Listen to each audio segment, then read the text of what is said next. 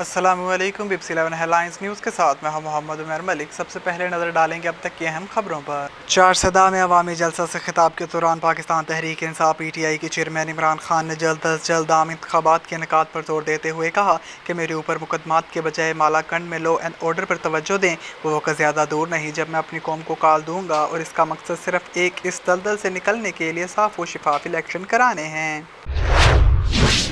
Central power purchasing agency CPPA ने माहाना fuel adjustment कीमत में national electric power regulatory authority NEPRA में दरख्वास्त जमा करा दी। नेपरा इस दरख्वास्त की समाअत 29 सितंबर को करेगा।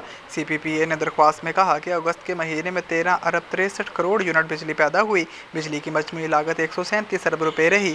फर्नेस ऑयल से 35 रुपये फी यूनिट महंगी तरीन बिजली पैदा की गई। LNG से बिजली की लागत 24 रुपये फी यूनिट रही। वज़ीर आज़म शहबाज शरीफ बरतानवी हुकूमत की दावत पर मलिका एलिज़ाबेथ की आखिरी रसूमात में शिरकत के लिए लंदन रवाना हो गए। सरकारी अलामे के मुताबिक वज़ीर आज़म शहबाज शरीफ लंदन रवाना हो गए हैं। इनका तैयारा नूर खान एयरबेस से रवाना हुआ। वज़ीर दिफा ख्वाजा आसिफ और वज़ीर इत्तलात मरियम औरंगज़ेब भी इनके हमराह हैं। वज़ीर दिफा ख्वाजा आसिफ ने कहा है कि वज़ीर आज़म शहबाज शरीफ नवंबर में आइन के मुताबिक नए आर्मी चीफ का तकर्रुर करेंगे। वफाकी दारुल-हुकूमत में न्यूज़ कॉन्फ्रेंस करते हुए ख्वाजा आसिफ का कहना था कि इमरान खान के कहने से क्या फ़र्क पड़ता है। आर्मी चीफ का तकर्रुर आइनी फरीज़ा है जो वज़ीर आज़म नवंबर में अंजाम देंगे।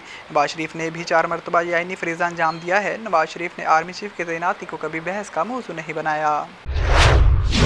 तहरीक इंसाफ ने कबल अज़ वक़्त आम इंतखाबात की तारीख न मिलने पर अवाम को एहतजाज की कॉल देने का फैसला किया है। फवाद चौधरी ने कहा है कि अवाम फाइनल कॉल का इंतज़ार करें, मुल्क के इंतखाबात की तरफ ज़रूर जाएगा। चेयरमैन तहरीक इंसाफ इमरान खान की ज़ेर सदारत कोर कमेटी का इजलास मुनक्कद हुआ जिसमें मुल्क की सियासी व मुआशी सूरत हाल का जायज़ा लिया गया। इजलास में PTI की आला क़यादत शरीक हुई जिसमें इंतखाबात के मामले पर अवाम को एहतजाज की कॉल देने से मुतल्लिक़ मामला ज़ेर बहस आया। सहवन से बकार अली मल्लाह की रिपोर्ट शामिल करेंगे। सहवन म्यूनसिपल इंतजामिया की नाअहली सामने आ गए। सहवन बंदर मोहल्ला में सीवरेज का गंदा पानी गलियों और घरों में दाखिल हो गया।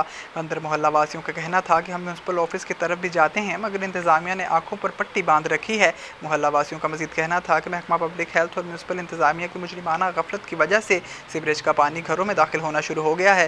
कई रोज से सीवरेज का गंदा पानी जमा होने से नमाज पढ़ने वाले बच्चे बूढ़े जवान सख्त परेशान हैं।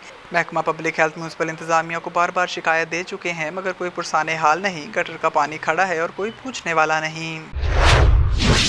इसराइली फ़ज़ाइया ने दमिश्क एयरपोर्ट पर बमबारी की जिसमें शामी फ़ौज के 5 एहलकार हलाक हो गए। आलमी खबरसां अदारे के मुताबिक इसराइली तैयारों ने दमिश्क एयरपोर्ट और मुल्हिका सिक्योरिटी ठिकानों पर मिसाइल दागे जिसके नतीजे में शाम के 5 फ़ौजी मारे गए और परवाज़ें मुअत्तल हो गईं।